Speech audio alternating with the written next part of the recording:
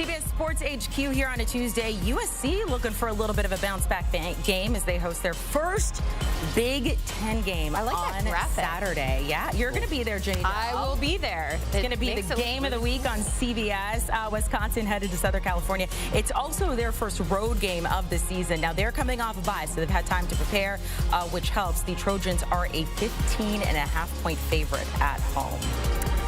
Let's welcome in Danny Kanell, Tommy Fornelli, as we found out. That's what he was called as a child, to his entire family here. Danny, we'll start with you. Let's start with the Trojans. You're actually confident in them, even given the loss against Michigan. He was there. Yeah, exactly. Oh, I forgot. You were there. I was there. It was an incredible atmosphere. It was awesome. Brought my 15-year-old. We had an absolute blast. Did she talk to you? Did not say hello to me on the field at all? She was working. I mean, this is big time. I didn't want to bother her. She's like a superstar. She's surrounded with her people. You know, I can't get. I couldn't get inside. Exactly. Exactly. I couldn't get behind the ropes. But I actually feel better about USC. I don't know better, but I haven't changed my mind on USC, which I still think could be the second best team in the Big Ten. That's the stance that I'm not changing on. There's still a lot of the season to go, and I still think that USC has answered the question somewhat of have they gotten better defensively, and are they physical enough to handle the rigors of the Big Ten schedule? And they went into the Big House, they got down, fought their way back, found themselves down, came back, and I know they didn't get off the field on the last drive and ultimately ended up losing the game, but I actually was impressed with the way they handled Michigan's offensive attack. The defense played well enough to win, barring a couple big plays. And that was what Lincoln Riley referenced after. He's like, we can't give up those big runs like they did to Mullings in the last couple minutes of the game. Other than that, I feel really good about the offense. Miller Moss took a beating, took him back in a place to win. So I actually feel about the same that I did before, which is they're a really good team in the Big Ten that can contend for the championship. Yeah, I actually feel much better about the Trojans after that loss than I did after watching them beat LSU in their season opener. My contention with Lincoln Riley and the Trojans the last few years is not only have they been soft physically, which is kind of something that's gone back to Lincoln's time at Oklahoma with finesse teams that typically, fell short against bigger physical teams in big games, but they were soft mentally last year. Like you punched them in the face, they just laid down and let you keep beating up on them. But this year, coming into this game, they had plenty of chances to just kind of give up. And I think the USC teams in the last few years would have, but they gave up 199 yards rushing in the first half. And I was thinking to myself, well, same old USC. It's going to be a very long second half, even against the Michigan team that can't throw the ball. But they came out in the second half and they shut that Michigan run game down until that final drive when Kanell Mullings ran over some guys. But Kanell Mullings is going to do that to a lot of people during his career. And the other moment for me was after Miller Moss threw that pick six to Will Johnson it kind of took the energy out of the game, I thought, with USC. And I thought, again, here we go again. They're about to lay down and quit. But no, they came right back with 2 touchdown drives to take the lead in the Big House and kind of quiet the stadium before Michigan put that drive together. So, yes, it was a loss, but I think this USC team showed us on Saturday that they can overcome some adversity. If you knock them down, they will get back up and stay in the fight, and that is not something I have seen from them in recent years. So, going forward through the rest of the regular season, I do think this Trojans team is still a team that can compete to get to Indianapolis for the Big Ten championship game.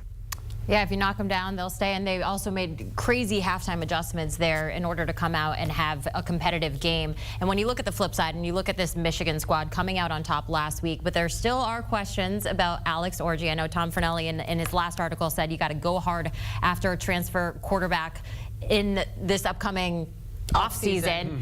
When you look at Alex Orji, though, would you say he's the answer? Would you say he works for now? Danny, what do you think? He's a Band-Aid, and I think probably the best news for him, and I thought this was very palpable. This team has an identity. Like, they are just going to be a physical team that is not going to have much of a passing game, and they're going to play great defense, and you just hope the quarterback doesn't make the big mistake, which he didn't. But you can't survive an entire season only throwing for 32 passing yards a game. But the good news is he's still a young quarterback, so they can sprinkle in more concepts.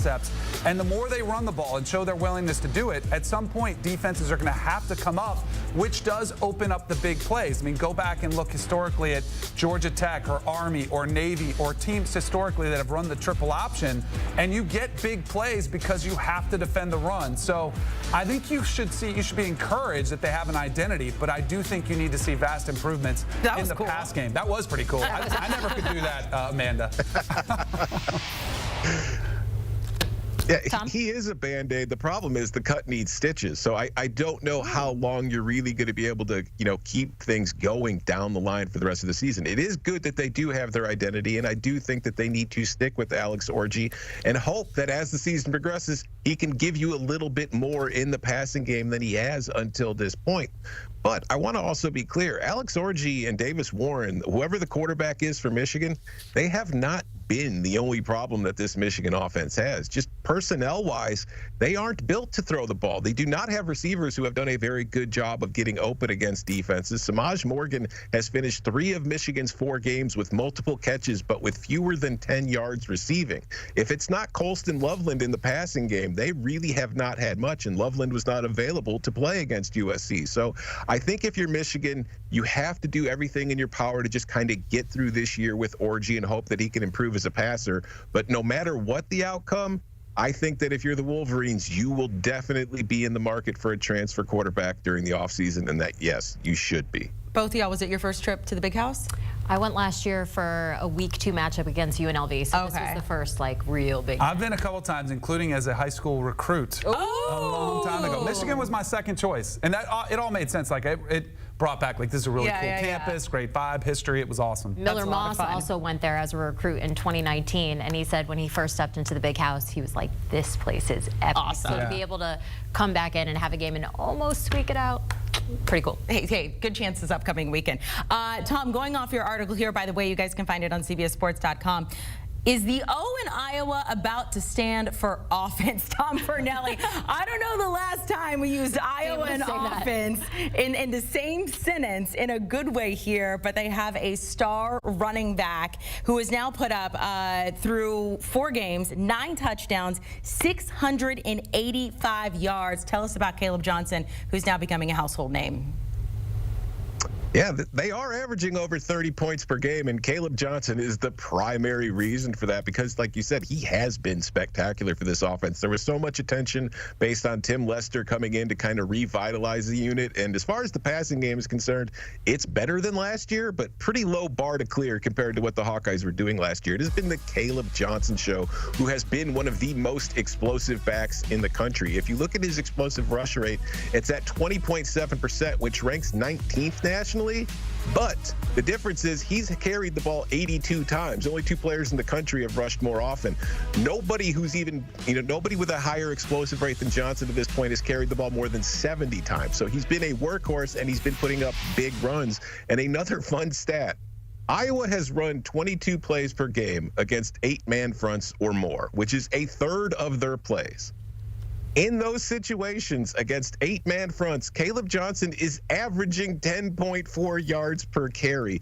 The national average for running backs against those fronts is 4. So he is more than doubling what everybody else is doing. He has been phenomenal. He's making big play after big play, and as long as he's playing the way he is, Iowa is a legit threat in the Big Ten. Yeah, last year it was Ollie Gordon, who was kind of the breakout running back, came out of nowhere, got a little bit of a late start. Probably around this time of the year, he started to take over and people started to take notice.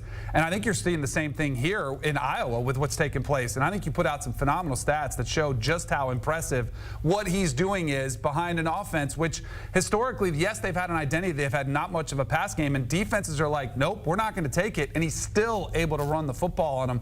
And yet again, Kirk Ferentz has found ways to win. And I will say this, my picks have been atrocious, either on the Top 25 pick show, on the Cover 3 Locks pod. I am 2-0 on Iowa overs, and I'm going to keep riding that train until it stops. I love it. That's brave. It was brave to start with that. Yes. We're going to see also week 6, we have Iowa at Ohio State on CBS. So keep riding that train, all right? I got to ask about undefeated Indiana. I feel like they're still not getting the respect that maybe they deserve at this point. A lot of people are saying maybe it's the schedule. It's an easy schedule. How good can this team be, Danny? Oh, I think this is about one thing and one thing only. It's about brand bias. There's very much a brand bias in the AP Top 25 because it starts in the preseason when you're filling out your Top 25. A lot of people don't go much deeper than some of the historical brands, which are usually good. That is not how you describe the Indiana Hoosiers, except you look at what they've done this season. It's been nothing short of spectacular. They've dominated every opponent on their schedule, and they got a road win against UCLA where they blew them out at the Rose Bowl. And just look at what LSU did last week at home against UCLA. Was a little bit of a closer game. They had a bit, not a struggle, but it was a closer game. Indiana should be a top 25 team. I think it'll settle itself, though, because if you start looking out over their schedule, there is a very realistic chance they could be 9-0. Before I think it's Michigan, I forgot to look at the schedule, who they're going up against, which would be absolutely insane. And I think Kirk Cignetti is the early leader for Coach of the Year. November 9th, Michigan. They would have at home in Bloomington, which would be absolutely insane, the atmosphere that could be there. But I've learned one thing this season, as well as I stink at picking games. It's really like I will not start chalking up W's because I think there's a ton of parity, but I think there's a really good chance this could happen. All right, so Indiana, according to Danny, is being disrespected here. Tom, let me ask you about Rutgers, though, because they're 3-0. This team is flying under the radar right now. Yeah, and I think they're in a very similar situation with Indiana, where I would have them ranked over a few teams that are currently still in the poll. And as you said, Danny, brand recognition has a lot to do with it, because if you look at Oklahoma State, the most impressive the Cowboys have been this year was when they got off to a horrible start against a bad Arkansas team and somehow avoided disaster. And if you look at Oklahoma, they're still ranked, but when has Oklahoma looked good in a single game at any point this season? You look at Rutgers, you can look at the Howard win and the Akron win, and you could be like, okay, who cares? But the fact that they went on the road and beat Virginia Tech this weekend kind of solidifies them to me, because if you look at that resume-wise, that's a better win than a lot of teams that are currently still ranked with losses on their record have. So if I'm looking for teams that deserve to be ranked in the top 25, I think Rutgers is one of them. Kyle Monangai has been one of the best running backs in the country. And Ethan Kaliakmanis, a guy who, hand up, I was not very high on. I did not think he was good at Minnesota. He's improved. It's incredible what happens when guys improve. He's looking very well. This is a team that has a good defense and an offense that's good enough to score enough points to beat you. I think Rutgers is a legitimate threat, not just to get to a bowl game, but to win maybe 8 games in the conference this year. Is there something you want to say to him? Oh, that loss still hurts, doesn't it? I just heard the Amanda knows. Oklahoma has not looked good in a single game. She knows. We have a new quarterback, Tom Fornelli. We're going to Auburn. We're going to get things right. We got a new quarterback. And I found out that I am actually off October 12th. Ooh, yeah. Nice. So, Texas. Red River Rivalry. Going? There you You're going to go watch them lose by 30 to the Longhorns. I really appreciate you, Tom. I think my plan is to go to the fair and not spend money on a ticket. I'm sure you know someone that could help you out with that. You would think so. You would think so. All right, for more college chatter, let's call it that. I guess if you want to listen to Tom Fornelli. We got Chip Patterson, Danny Kanell, Tommy now, Bud Elliott. They are breaking down the AP Top 25 poll reactions. That's the latest.